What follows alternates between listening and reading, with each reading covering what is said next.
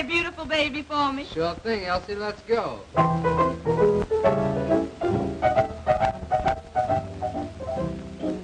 You must have been a beautiful baby.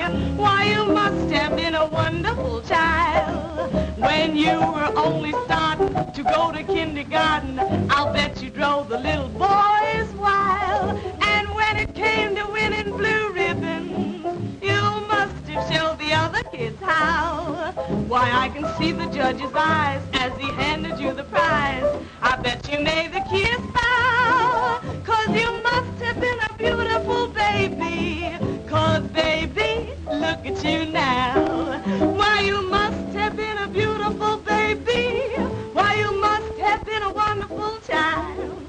'Cause when you were only starting to go to kindergarten, I bet you drove the little boys wild. And when it came to winning blue ribbon, why, I bet you showed. Why, I can see the judge's eyes as he handed you the prize. Bet you made the cutest bow, 'cause you must have been a beautiful baby. 'Cause baby, look at you now.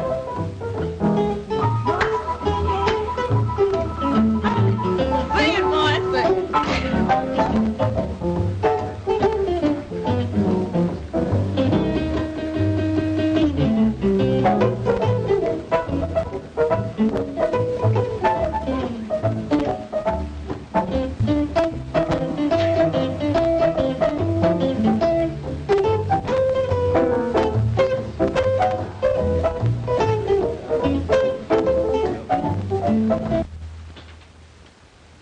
Come in.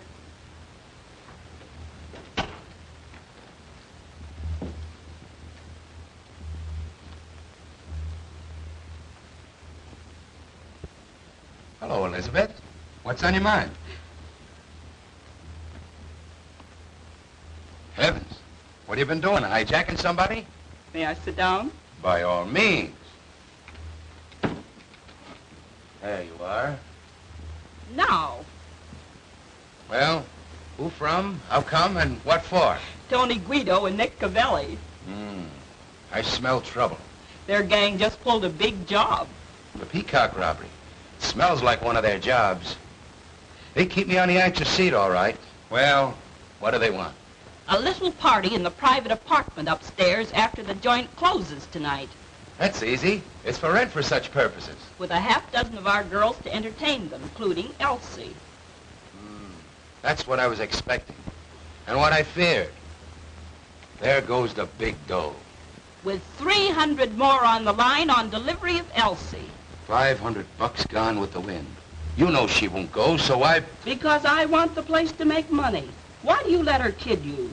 Well, you want us to kid ourselves? Nonsense. You're paying a handsome manager to look after such things, aren't you? It's $200 without her, $500 with her. $300 ought to be enough to get you to make that manager do his duty. $500 is almost enough to make me use a gun.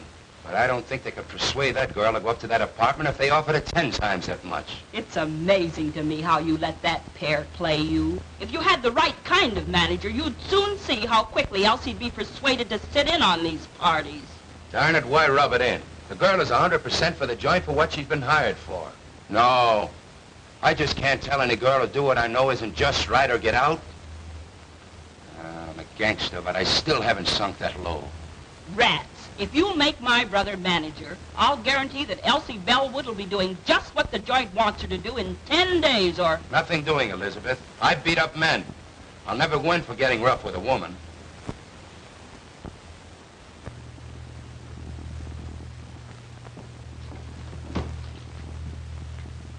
Oh, Mr. Farina. Yes? Step here a minute, please.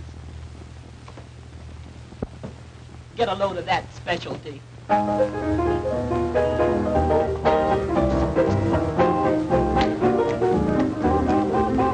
Some of these days, babe, you're gonna miss me, honey. Some of these days, babe, you're gonna feel so lonely. You're gonna miss my hugging. You're gonna miss my kissing. You're gonna miss me, baby. When I'm gone away, you're gonna feel so lonely, baby. Just for me only. For you know, baby, you done had your day. And if you leave me, you know you're gonna grieve me. You're gonna miss your little brown skin chocolate drop mama some of these. You're gonna miss me. You're gonna miss me? You're gonna miss me. Ow. What is that? Watch it, boys. You're gonna miss your little brown skin chocolate drop mama some of these days.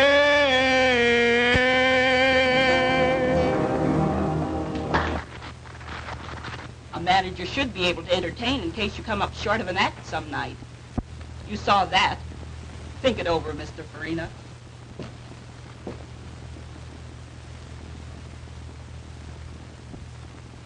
As I started to say, Elsie's a good performer, and they like her. But she's too high-hat. What do you mean, too high-hat? Well, I mean that she should sit in on some of these parties many of our customers are always asking her to. You understand, eh, Hadnot? And, but is that just right? You know that not Elwood, she's a good performer. Pleases everybody with her singing and dancing. So don't you think that's quite enough? Of course, but the other girls go in for it, so why not her? That's her business. I hired her to do just what she's doing. If she wants, I couldn't stop her. But if she doesn't... I understand all that. But if we could promise some of them a date with Elsie, say, many would be willing to spend more dough. As I said, that's up to Elsie. But you mustn't expect me to try to persuade her. And I hope, too, that the Poodle Dog Cafe hasn't sunk so low until a decent girl can't work here. Ah, don't be so arbitrary, Hadnot. Many of the people who come here call themselves slumming. And if they want to date up a few of the girls for a little party afterwards, it means more dough for the joint.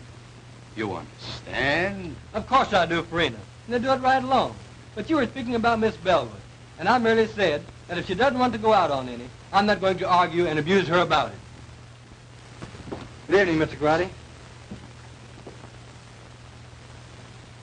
What's the matter? Oh, nothing much. I was just trying to show Hadnot that if Elsie would consent to sit in on some of these parties, it would help the business. Of course it would. What did Hadnot say about it? He said it was up to her. Well, he should make her. Who is she if she can't help us make more money? The other girls are always willing. That's what I try to show him. But all I could get is, it's up to her. I'll talk to Hadnot myself. Oh, Mr. Hadnot. Yes? Will you please step in here a moment? Of course.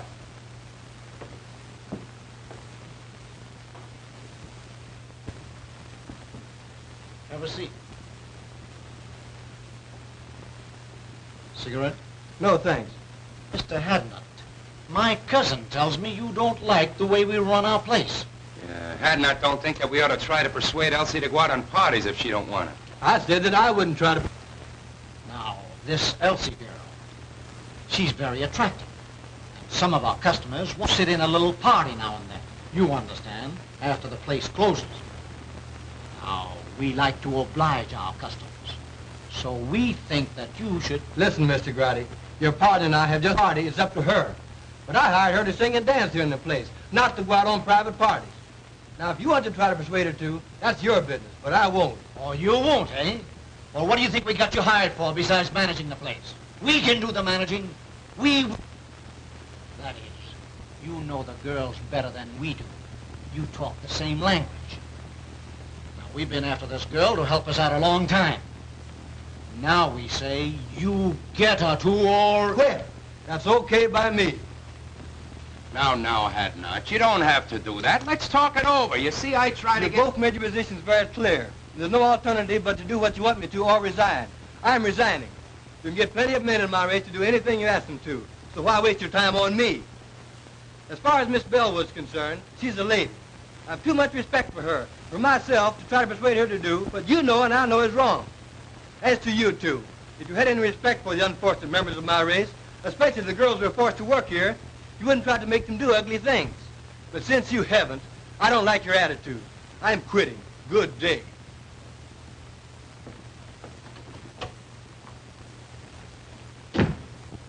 I was coming in to see Mr. Farina, and I couldn't help overhearing what was going on inside. What does he mean?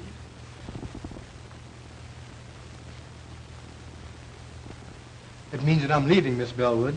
You leaving? But why? If you overheard much of the conversation, you ought to know.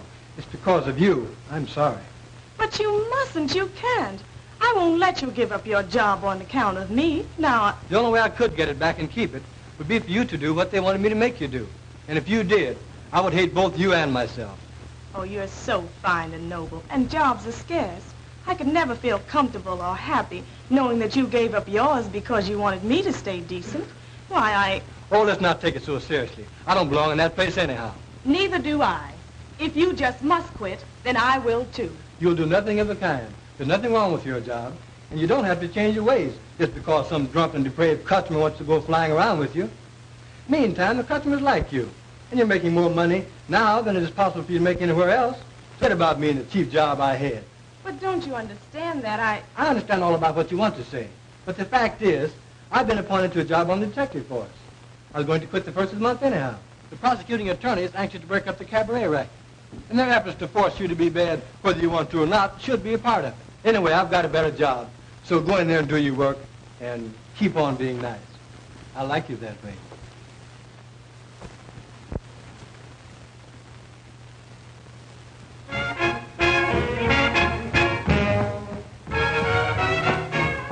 There's certain something in this world that I like best.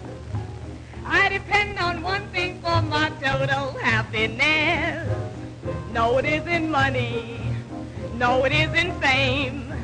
You may think it's funny when I start to explain. Got no shoes on my feet, ain't got nothing to eat, but I've got a heart full of rhythm. Not a dime to my name, but I'm rich just the same, for I've got a heart full of rhythm.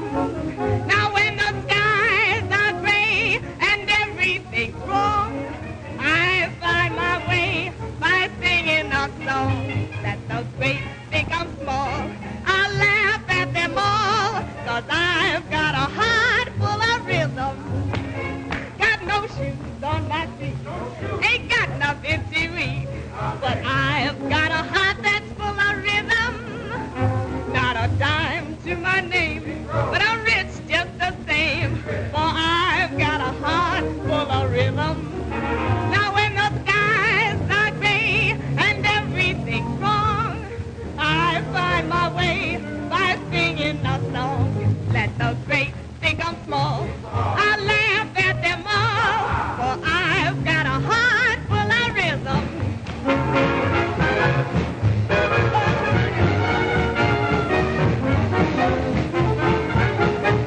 Now let the great think I'm small, I laugh at them all, but I've got a heart full of rhythm.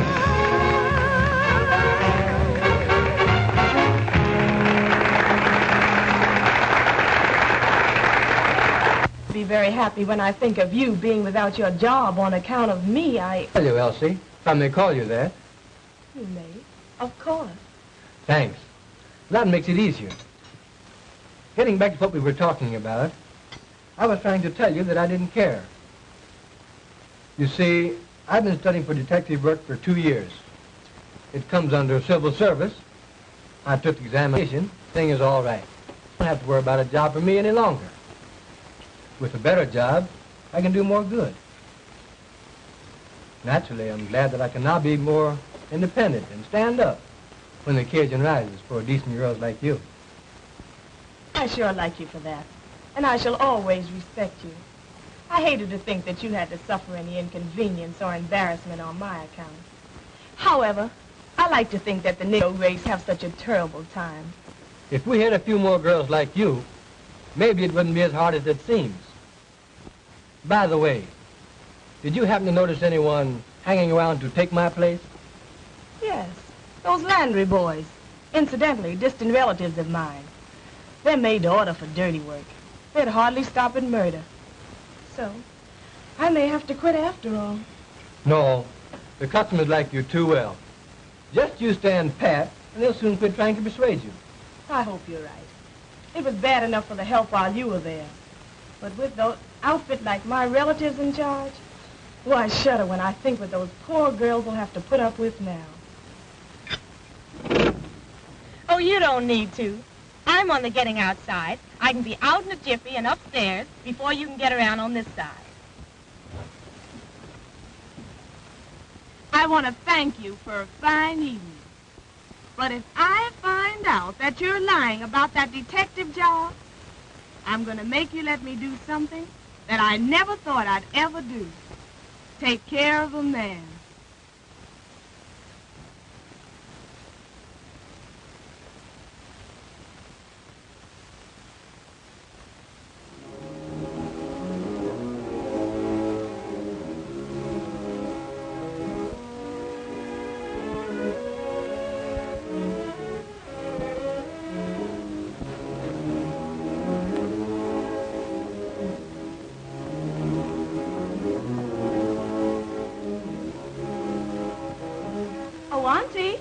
Oh, Auntie, are you asleep?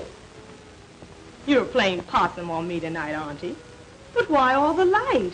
It'll hurt your eyes.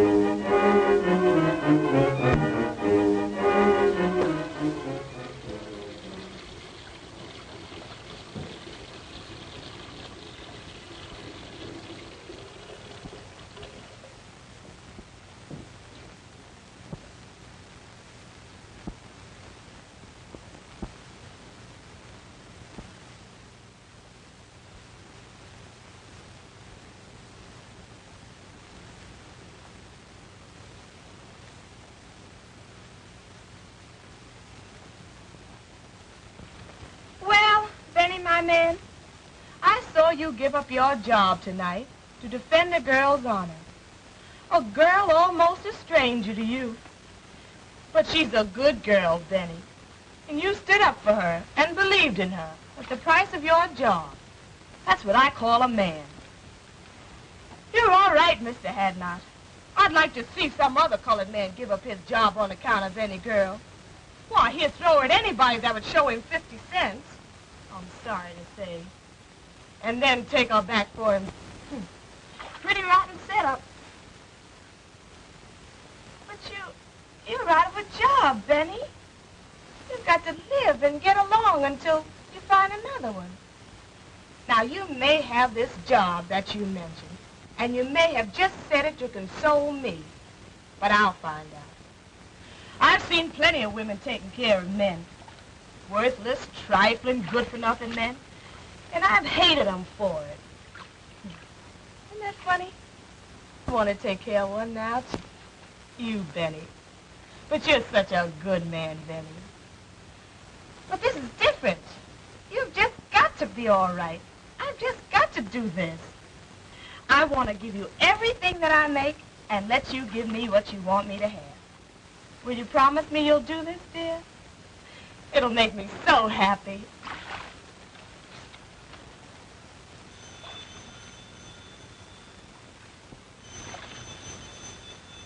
The phone. That's strange. I wonder who could be calling at such an hour.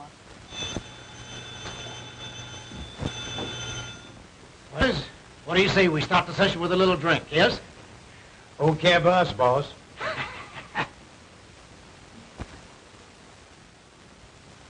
What can you want to talk to my aunt about it this hour. Please give me the message.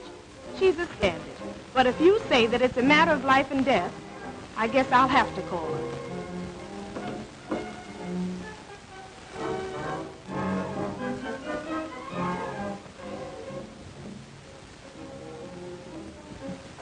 Oh, Auntie. Auntie, someone wants you over the phone. Do you hear me? Poor Auntie. You're tired. I just won't do it. Whoever it is has got to give me the message or wait until you wake up.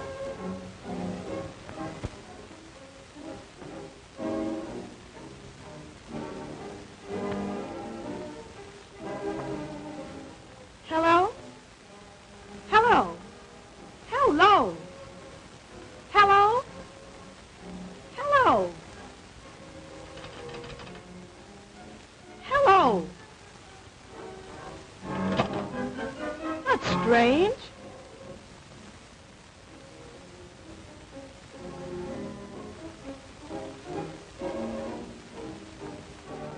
Oh, Auntie. Auntie, wake up. Please wake up.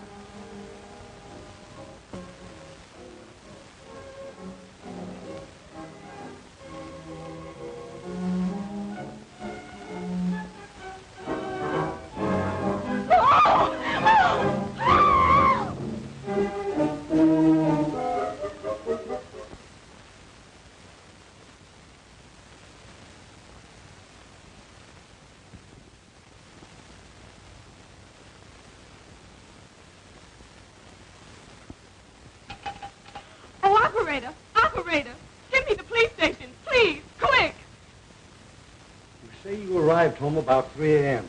and thought upon seeing your Aunt laying as we discovered her that she was asleep? I thought she was asleep. When did you discover that she was dead, had been murdered? As I was finishing my bath, the phone rang. Yes? I left the bath and went to answer it. You answered the phone. I answered the phone. And? The person calling wanted to speak to my aunt. They insisted upon speaking to her. I asked them to give me the message. So, finally, when they insisted that it was a matter of life and death, I told them to hold the phone and I would go and call her. Then? Then I went to my aunt's room and called her. But she didn't awaken. She didn't awaken. Did you shake her? We usually do so when someone is hard to awaken. No, I didn't shake her. She was sleeping so peacefully that I decided that I would go back to the phone and insist upon them giving me the message. So you went back to the telephone and... I went back to the telephone, and I didn't get any response. The person calling had hung up. Had hung up? I tried and tried, but I couldn't get any answer. You're quite sure that no one answered? Positive. That aroused my curiosity. I began to feel suspicious. So, finally, I went back to my aunt's room and called her and shook her. And it was then that I discovered that she had been shot. That she was dead.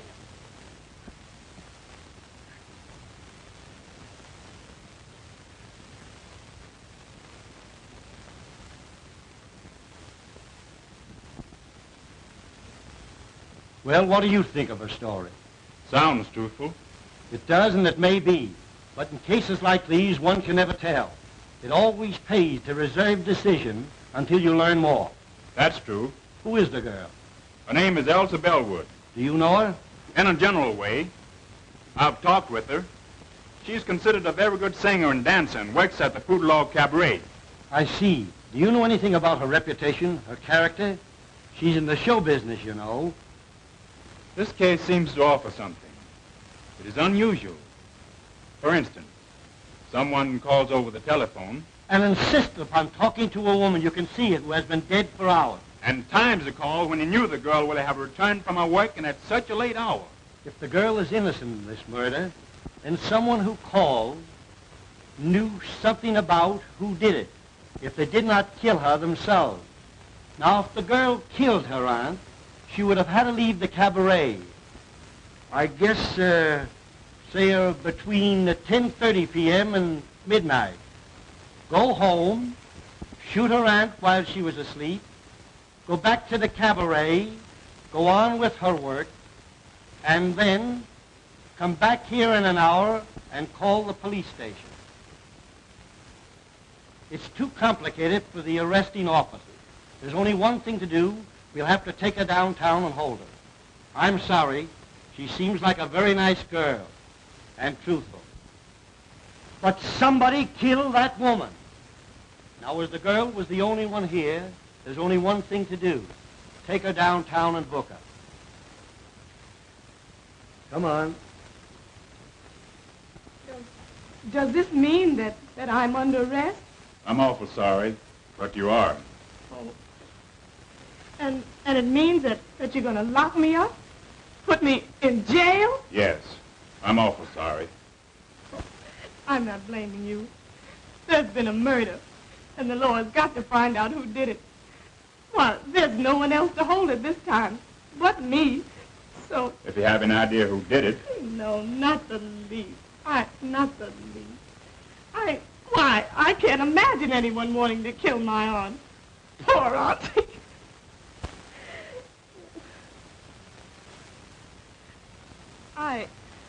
I was thinking of myself. I've never been arrested before. And now they're holding me for something that I don't know anything about.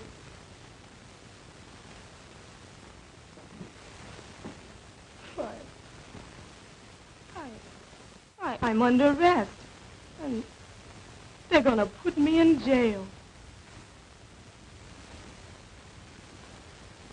Well, once if you're sure... I'm not sure of anything. I merely feel that the girl is innocent. We should go easy on her until we get some more evidence. Well, I'll speak to the matron. But you understand, she cannot leave. But at least the room isn't a cell. Thank you. I've talked to the matron has a room here with a bed in it, so we're going to let you have it so you can get some sleep. Then when you're brought before the DA this afternoon, you'll be more rested and composed and think more clearly. You must be awful tired after such a night and all of this. Thanks, you're very kind. I am tired, very tired. I guess I just don't feel anything anymore. I'll call the matron now. Do you know a lawyer? Have you some friends? I have no lawyer. I know a lot of people, but I'm afraid they won't understand this. I just don't know what to tell them. Do you have a boyfriend? No, A pretty girl like you? You must have somebody you like or who likes. Oh, I didn't say that I didn't know anybody. I know a man, but I don't... He would come closer to under than anybody else. If you have a pencil, I'll give you his name and address.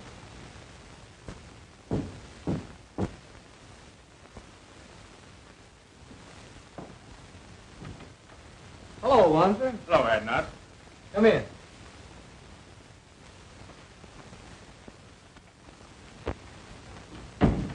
Have a seat.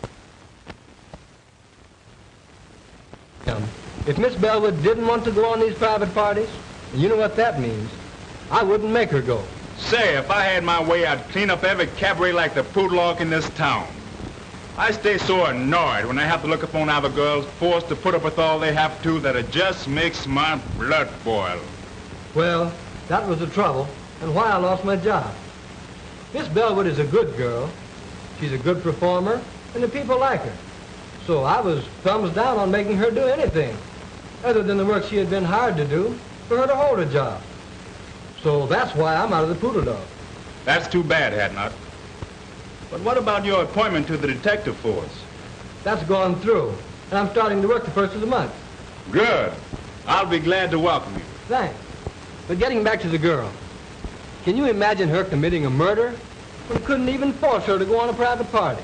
I'm positive that she doesn't know anything about it. But this is the law, so you see what we are up against. Sure, I understand. Well, get your things on and come on down to the station with me, and we'll see what we can do. Of course. I'll be ready in a few minutes. Come in.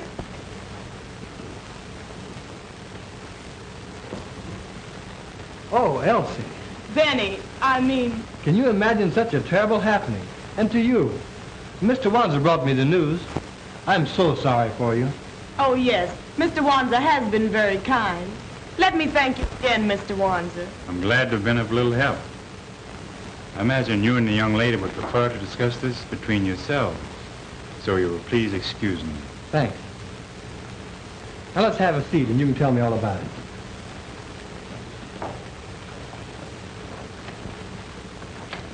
As I understand it, she had been dead several hours when you found her, after your arrival home. Oh, it was too terrible for words. Why, I walked about the house talking to her at intervals for about 15 minutes after and called, or maybe had called, to see if I had returned home. And when they found that I had and didn't know that she was dead, then that's the way it all ends. I can't even imagine beyond that. She was shot between 11 and 12 o'clock last night. Now, what time were you called? Between 3 and 4 a.m. She must have been dead at least 3 hours before the girl, according to her story, discovered the body. Just about. You know, this case offers something. Here are two colored women living alone together, who one finds the other mysteriously murdered. Now what? I've detailed Wanzer to investigate it. That's sensible. Being a colored man, he might be able to find out things that one of our other officers could not. And I expect him to uncover something by this afternoon. Come in.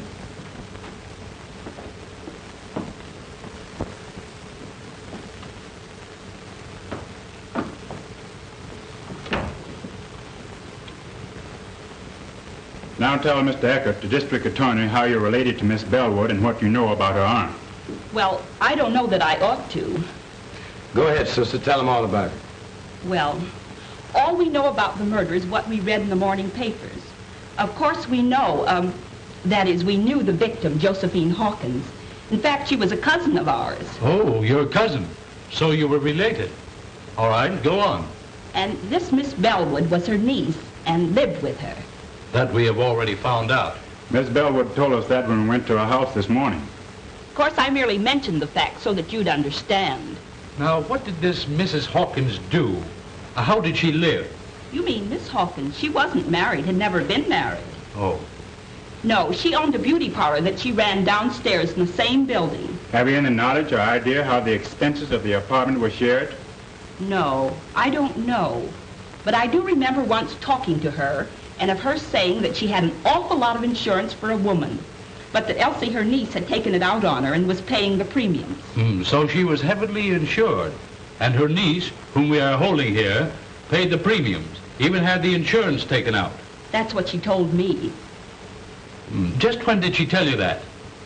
Oh, 3 or 4 months ago, I'd say. That, of course, could be a motive for the murder. But we want to know more, Mrs. Green. The whole story. All you know. It's all right, Elizabeth. Go on. Tell them all you know. Well, Now, just a minute. Come here. You keep telling her to talk. How about you doing some talking yourself? What are you ordering her to tell? What do you know? Well, you see, I just got a job to manage the Poodle Dog Cafe last night. Oh, I see. You got a job to manage the Poodle Dog Cafe, and you got it last night. So what? Yes, he must tell all he knows. A murder has been committed, and the law must find the guilty persons. So tell all you know, if anything, about it. Well, we don't know anything much, mister. But you said the murder was committed between 11 and 12 o'clock last night. We were at the Poodle Dog Cafe from 9 o'clock last night, waiting to see Mr. Farina and Mr. Garotti about this job. At around 11 o'clock, I...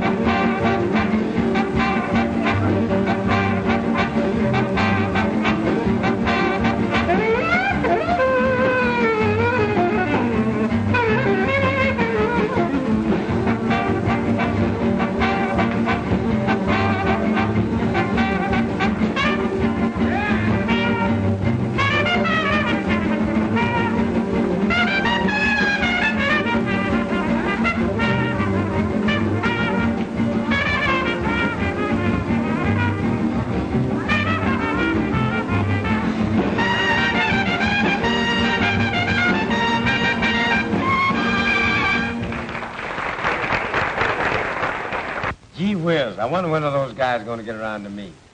We've been waiting here for 2 hours. I'm getting tired. Well, go on outside and catch some air. But we're going to keep on waiting until they send for you if it takes all night. All right, I'm going outside. I'll go along with you. What time is it, anyhow? 8 minutes to 11. Now, how long are you going to stay out there in case they send for you? Oh, I don't know. 5 or 10 minutes. All right. I'll expect you back in 10 minutes. Be sure you're back in 10 minutes, however. And I hope you get back before they send for you. So do I.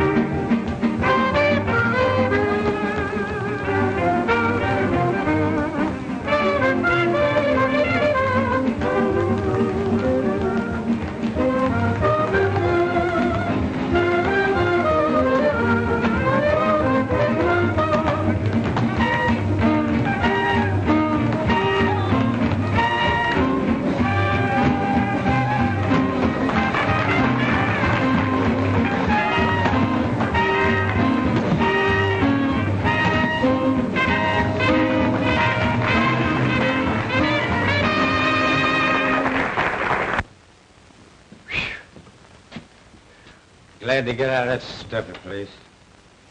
Cigarette? Yeah.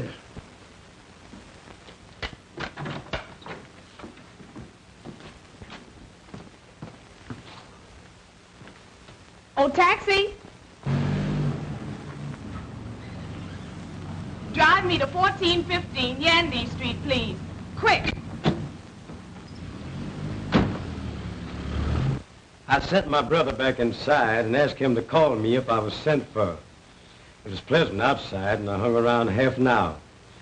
It was perhaps 25 or 30 minutes later when...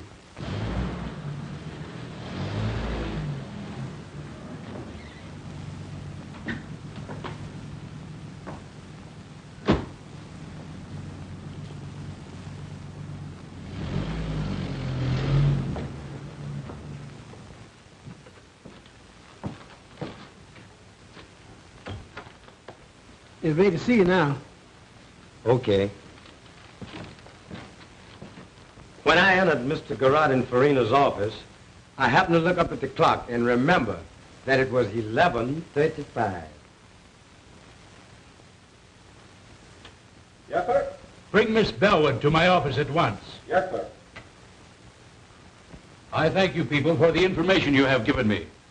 I'll take your address, and if and when we need you, we'll send for you. You may go now. I sure hope you don't send for me. Oh, what an awful story. Why, I didn't leave the cabaret from the time I went to work until Mr. Hadnot picked me up and drove me home shortly after 2 o'clock that morning. Why, if the man chose to lie like that? Perhaps he's trying to shield the real murder. Would he have any motive for killing her himself? Oh, I don't know. The whole thing has become so confused until I can't think clearly anymore. But I can't see where he would have any motive. And why are they trying to put it on me? These cousins of your aunt's seem to have hated her, or you both. Can you prove that you didn't leave the place at the time he said you did? I'll try to. Now, let me think. I remember. After the first show, or I should say between shows, we always do 2 shows, I went to my dressing room and had a nap. I always do. If someone saw you go to your dressing room and could swear you stayed there until the second show, that would counter this evidence, which Landry will no doubt repeat when he's placed on the stand at the trial. That's it, Miss Bellwood. You took the words out of my mouth. I see. No. because I always lock myself in, and I don't recall seeing anybody when I went in or when I came out. That will make his statement about seeing you leave the place hard to disprove. But we've got to produce evidence to prove that he's lying.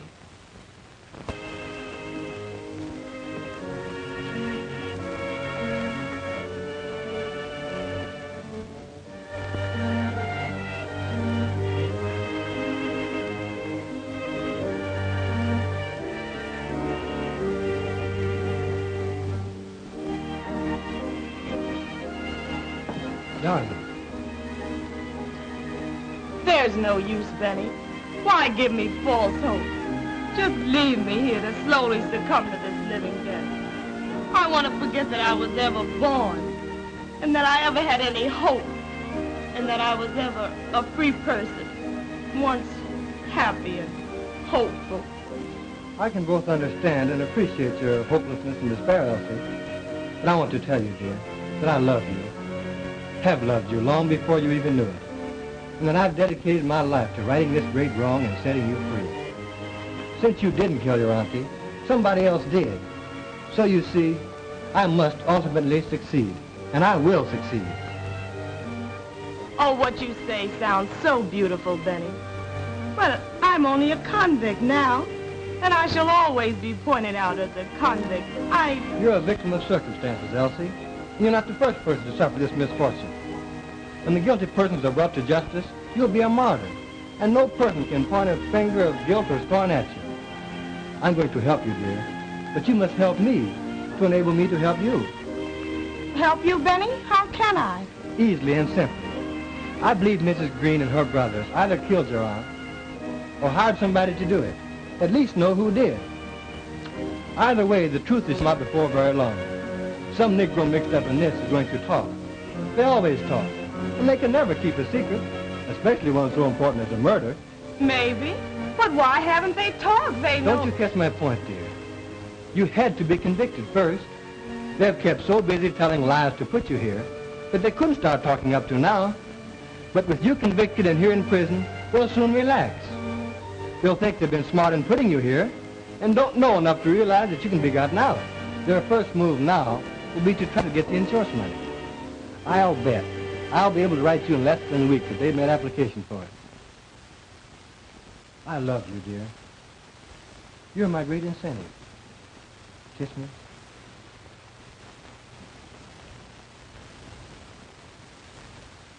Well, how are you, Mr. Wansit? Would you have a chair? Sit down here. You told me once that Mrs. Green's husband had been in love with your aunt many years before, back in the South. And he loved her dearly. And he was still in love with her when she was killed and would come to see her often. But he's disappeared. I haven't seen or heard of him since the night she was murdered. That's strange. I'm sorry you didn't tell me that before. I didn't think it was that important. Maybe he just went away and we'll come back sometime. He may and he may not. Meantime, this might prove a connection. It might turn out to be the link that's missing. Maybe you'll find out something when you go to the city from, Reverend Bryson. He knew us all before we came from the South. Maybe you'll find out something from him about Mrs. Green's husband. Although it has been a long time since we came north. This looks like a lead. I'm going to follow it. I have a feeling we'll get somewhere. Now that this Elsa Bellwood has been convicted of murder and sent to prison for life, who will the company pay the money to? Oh, that will be decided by the court. In the meantime, this Green family, Elizabeth, John, and Clyde, have applied to it of next of kin. Oh, they have? So soon? Yes, I have the application papers here. You won't be paying them the money? Not until authorized by the court, and that will take considerable time. I'm glad to hear you say that. Did they give an impression when they filed the application that they understood it would be some time before the matter would be settled? Oh, since you come to speak of it, I think that will be settled very shortly. Thank you. That is all I wanted to know. By that, you can see that they're counting on the money much sooner than it is even possible for the claims to be paid. This case isn't going to be long before something cracks. When this outfit finds that they can't lay hands on the money as quick as they had planned, Some of them are going to get impatient and drop something. And I'll be Johnny on the spot to pick it up and land all three of them in jail right quick. Well, I'm depending on you to keep checked up on them and help me to get somewhere. I have a feeling that there's a story yet to tell. In the meantime, let's get over this Reverend Bryson's and see what we can find out. You said something, brother.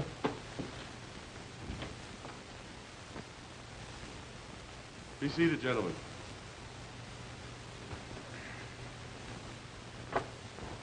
You're nothing but a whiskey head and no good.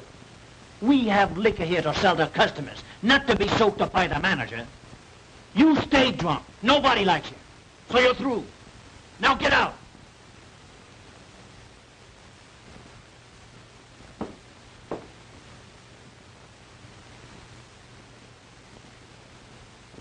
Yes, I know everybody that's involved in this unfortunate affair.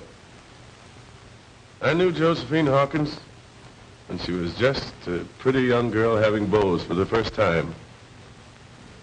I knew Elizabeth Landry when she pulled the trick on Ned Green that made them man and wife. She says that she's going to have a baby and that I'm his father. Are you? Maybe I am and maybe I ain't. You know I ain't the only one that's been running around with her. Well, that's the chance you take, young man. She has you charged with fatherhood. There's no alternative. What do you mean there's no alternative? Well, I mean that you must marry the girl. But I don't love her. Never did and never will. You know who my girl is. You know who I've been going around with. And I ain't afraid to tell you that I love Josephine Hawkins. She wouldn't come up with no tale like this. Why should she want me to marry her when she knows that I'm in love with her cousin? Well, that I don't know, young man. Now, you admit that you've been having clandestine affairs with that girl. She charges you with being the father of her unborn child. If you do not marry the girl, she'll have you arrested, put you in jail. You have a very good reputation, and you shouldn't permit either yourself or the girl to be scandalized. When you get ready for the ceremony, bring the girl here to me. Well, I married the couple, and 3 months later,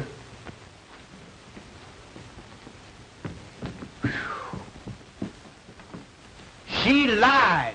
She's no more to become a mother than you are. She tricked me into marrying her, the dirtiest trick a woman could pull on a man. That's why I came to you to find out what could be done by it. well, you might ask for a doctor's examination, and if the examination proves what you say, I think the court would grant you an annulment. I don't want to wait that long. I can't be bothered with no nerves. I'm leaving town. I'm afraid if I stayed here, I'd kill her.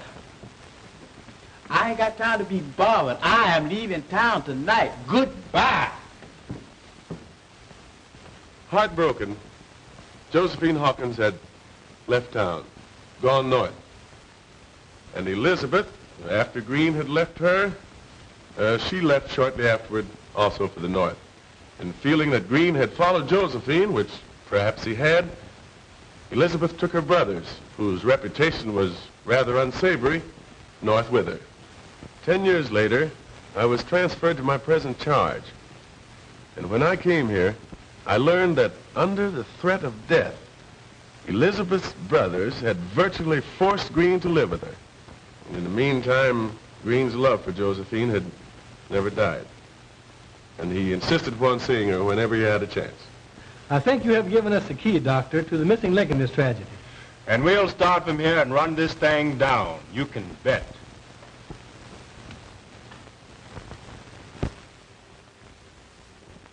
Here we are, broke, strapped. It may be months before we get this money, if at all, and you must keep pouring liquor down your dirty throat until the Italians get disgusted with you and kick you out. Oh, you make me sick. Well, what do you expect? You planned this whole thing. For 20 years, I've been a slave to your design. Ever since the time you tricked Ned Green into marrying you, everything has been subordinated to your convenience. The only way I've been able to keep up is to keep pouring a lot of rotten liquor in me. And I couldn't quit drinking. No, because I had that cheap job at the Poodle Dog Cafe. And just as soon as you get this money, I'll go out of your life forever. And you won't never need be bothered with me again. I'm sick and tired of the whole thing. And I'll be glad when it's through and all over with.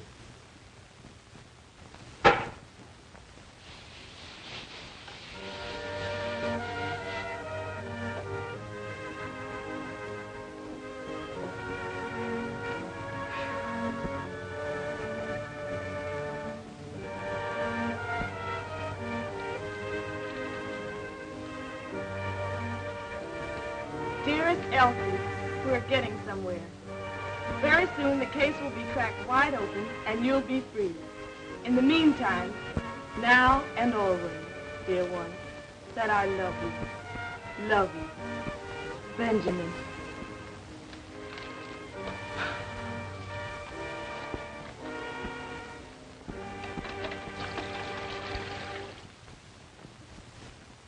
We'll wait right here till somebody comes out or goes in. I have a feeling we won't have to wait long. Hey, son, come here. Yes, sir? Live around here? Right across the street in that house with the yellow shades. How about the house next door? Mrs. Green lives there. Mrs. Green? Yes, sir, and her two brothers, John and Clyde. Nobody else? Well, her husband used to stay there, but he don't no more. He doesn't anymore. Why? I don't know. He just don't. He ain't been there in a long time. I think he went away somewhere. Anyway, he ain't there no more. But Mrs. Green's brothers, do they still live there? Oh, yes, sir. One of them's there now. He always is. The other one will be coming along soon. They eat about this time, and the other one will be coming along soon for his dinner. Which one's there now? John. He sleeps up until about this time. Then he gets up and eats. And then he goes down to the Maple Leaf Social Club. Maple Leaf Social Club, eh? Well, what time does he get back? He's never back before I go to bed, so I guess he gets back kind of late. Now, this brother John that you mentioned, does he work? They say he does. My papa says they gamble down there, and he does some... Thank you, son. Oh, there's something for you. Oh, thank you, sir. Now, what time do you go to bed? About 9 o'clock, sir. About 9 o'clock. I see. How would you like to meet us, say, right here at 8 o'clock? We want you to carry a note. We'll give you another quarter. Oh, I'll be glad to, sir. Right here at 8 o'clock. Right here at 8 o'clock. But remember, don't tell anybody. We won't be able to meet you and give you that other quarter. Oh, I know how to keep my mouth shut. I'm studying to be a G-man. I won't tell nobody. Be sure that you don't. You can go now and meet us back here at 8 o'clock. At 8 o'clock, don't tell nobody. I'll get you, mister. Goodbye. What's the idea, anyhow? I want to have a little talk with Brother John. A little private talk, and I need the boy to help me to arrange it. Let's go down to Morrison now for a glass of beer, and I'll tell you the rest when we get there. Now, that's the way we'll work it. Sir, that's a clever plan to thought up all by yourself. Why didn't you think of it before? And why didn't Napoleon think of airplanes and howitzers? He could have really conquered Europe then. You go load the men into 2 cars and stop in the next block. They don't need to know what we're doing until we're doing it. I got you, Steve. Now, when I drive up, be sure and have your hand on your gun and be ready to get in the car and cover it. Understand? I got you twice. Okay, now going.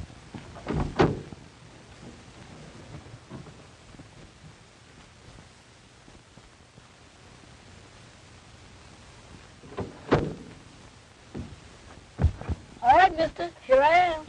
So I see. Johnny on the spot. Always be on time and you'll get somewhere by the time you become a man. Yes, sir. Say, do you know where the Maple Leaf Club is? Sure. I want you to show me that. Sure, you drive up to the next corner, then you turn right, and there you are. All right, here it goes.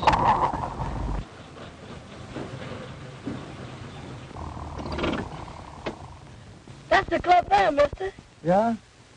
Well, go in there and see this man, John, and tell him that his brother wants to see him down there right away. You understand? Yes, sir. When you bring him here, I'll give you the other quarter. Now, when he's sitting here by me, you come around on this side of the car, and I'll slip it to you easy like. Yes, sir. Now, if you do just as I say and keep your mouth shut, it may be 2 quarters or $50 that I'll be giving you. Yes, sir. You can go now.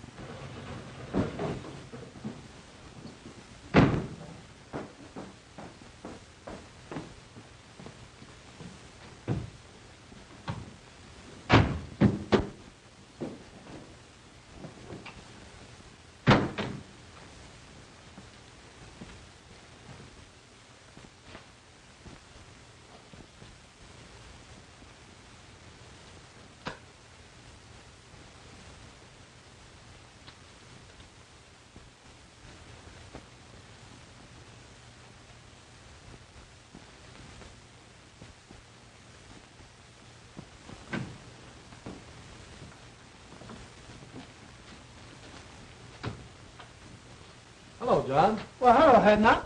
Ain't seen you in a long time. Been kind of busy since I left the Poodle Dog. Yeah. Say, where's my brother? You'll soon see, you contemptible liar. That was just an excuse to get you out here. I wanted to see you. What's the meaning of this? Was trying to hope All right, somebody... I got him covered. Say, what's the meaning of this, fellas? I ain't done nothing. What y'all gonna do with me? We're taking you for a little ride, and you won't be coming back. I ain't coming back. How come? Ever heard of Tolston Manor? You mean that handy house way out there on Toasting Point? Yeah. What's that got to do with me? We're taking you there. For a little seance with the ghost of the manor. Not if I knows anything about it. Oh, no, my good fellow. Not only are we taking you there, we are going to tie you up and leave you there to starve to death and die. You've been telling lies and have done an innocent person a great wrong. So we're going to take you up to meet the ghost of Tolston Manor and all his imp ghosts, after which you die. Oh, Lordy. Come on. Say, what's the meaning? Come on. That's all right. What y'all gonna do with me? I ain't done nothing. Get on in there. Come on.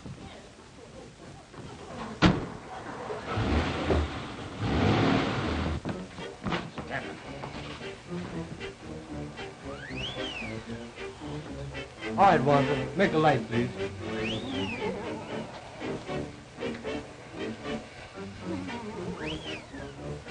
Ghosts, working by rope control.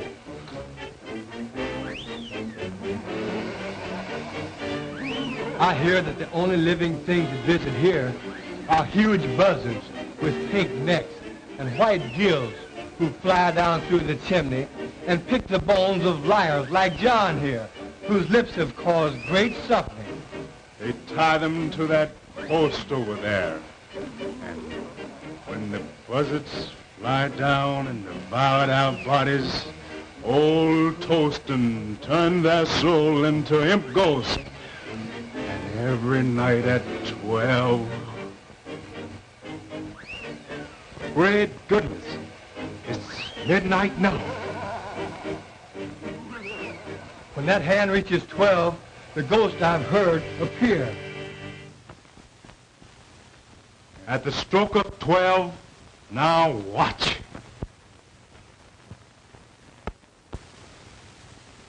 Well, that settles it. The party's over for a while, so we'll tie John up and leave him here and...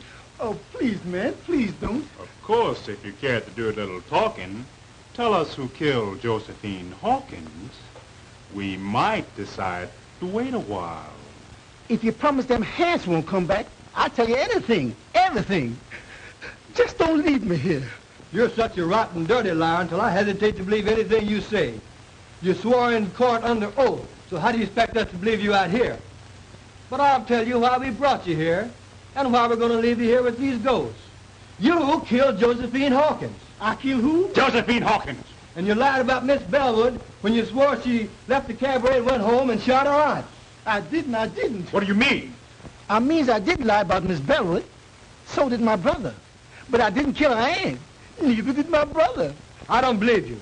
But we're going to tie you up and leave you here for the dirty lies you told on that poor innocent girl. We didn't kill her. I swears we didn't. But we did lie about seeing Miss Bellwood. And if you won't leave me here, I'll tell you all about it. Well, what do you think about it? Oh, I wouldn't believe this guy on a stack of Bibles. I don't see any use in wasting more time listening to this dirty liar. For if he'd lie enough to put an innocent girl into the penitentiary, we certainly can't afford to listen to him now. Please, man, won't you give me a chance? I didn't kill my cousin, but I did lie about her. I admit that, and if you promise you won't leave me here, I'll tell you all about how it was done. Shut up, you lying skunk. I don't heard you say. Wait a minute. After all, we can listen to his story, and if we still don't believe it, we can tie him up and leave him here. Oh, well, if you insist. All right, you rascal. But the moment I'm convinced that you're lying, we're going to tie you up and leave you here. I thank you, mister. I ain't gonna lie. You can keep me here until you prove everything I says. All right. We're going to listen to your story. But we warn you that the moment it begins to sound fishy, it ends. And right here you stay. I'm going to tell you the whole story. And ain't one word of it's going to be a lie. All right. Start from the beginning. Way back in the South, before any of you came north. Yes, sir. I sure will. Well, it started like this. My sister Elizabeth took Ned Green into marrying her. He was going with my cousin Josephine and was planning to marry her. But when Green learned the truth, he hauled off and left her and came north. Josie found out somehow Green was mad, so she hauled off and left too. My sister then followed Ned up north and brought me and my brother along with her. And lo and behold, she found Ned up here chasing around after Josie. That made her mad. So she had us go get him and scare him into living with her again. He tried to, poor fella, but they just couldn't get along somehow. You see, Ned was still in love with Josie and was always slipping out and seen her. Then, just before the murder... You've made a slave out of me all of my life. Why don't you let me be and give me a divorce so I can go and marry Josie? You know I love Josie and have loved her always. We would have been happy if it hadn't been for your lying lips. I'll not let you alone. And I dare you to try to get a divorce. If you even as much as start to try, I'll have my brothers break your ugly neck. Same thing, year after year, the same thing. Well, you ain't never made me love you, and I ain't gonna try no longer. I'm leaving you for good, and I'm going to Josie. And if she won't run away and live with me, I'll steal into the house some night and kill her, shoot her in the head, then kill myself. That's what I'm going to do.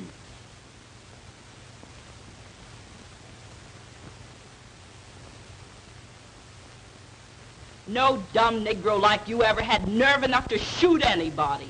And as for killing yourself, you make me laugh. But my sister was mistaken that time. For the very next night, that was the night of the murder, when we returned home from the cabaret where we testified, we saw Elsie leave, then come back. We found a note.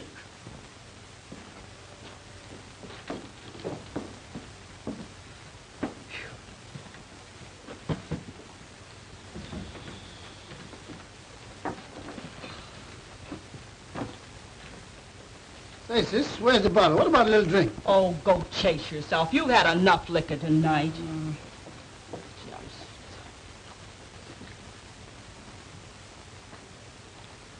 Say, what's this? There's a letter.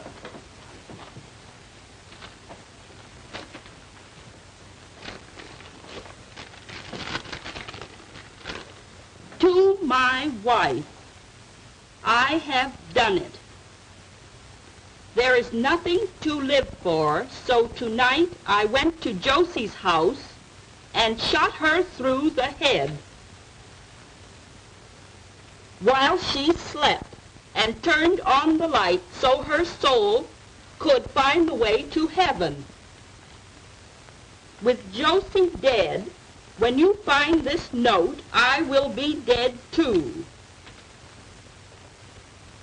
I am going to tie a rock around my neck and jump off Tyndall's Bridge.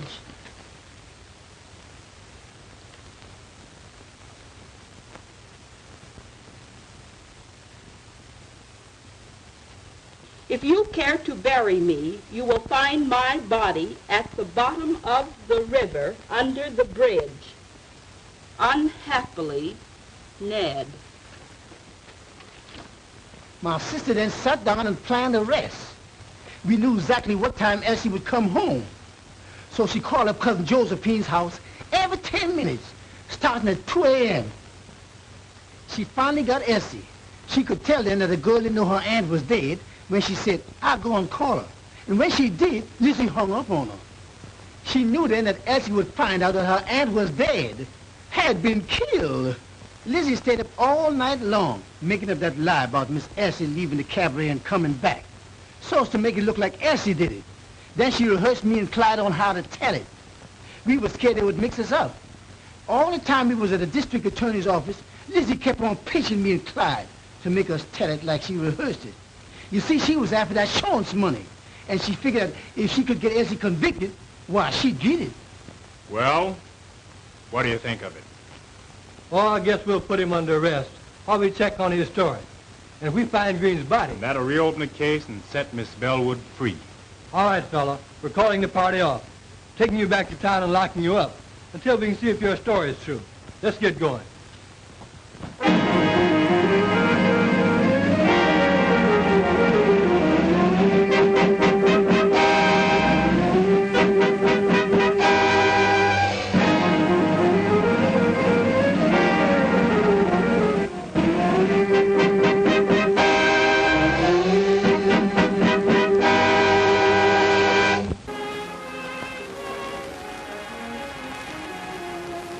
They're yours, dear. I'm giving them to you. Giving them to me? Now, what do you mean? Just what I say. They're yours, then, my darling husband. But Well, I'll explain. To begin with, I wouldn't have had them at all if you hadn't dedicated your life to the solution of the crime, which set me free. And next, for some strange reason, when I thought that you had lost your job on my account, I developed a mania to give you my money, to take care of you if need be, until you got another job. Then suddenly, all I had been through began to happen. You saved me, you loved me, and you married me. And I love you. Now, after all this, if you want to make me happy, please take these checks, $15,000 worth, and do whatever you want to do with them. Will you promise me, dear? such a peculiar request, such a strange desire. But since you insist on making me a sort of guardian, I'll take the checks and establish a trust fund for our children, dear. Will that be all right?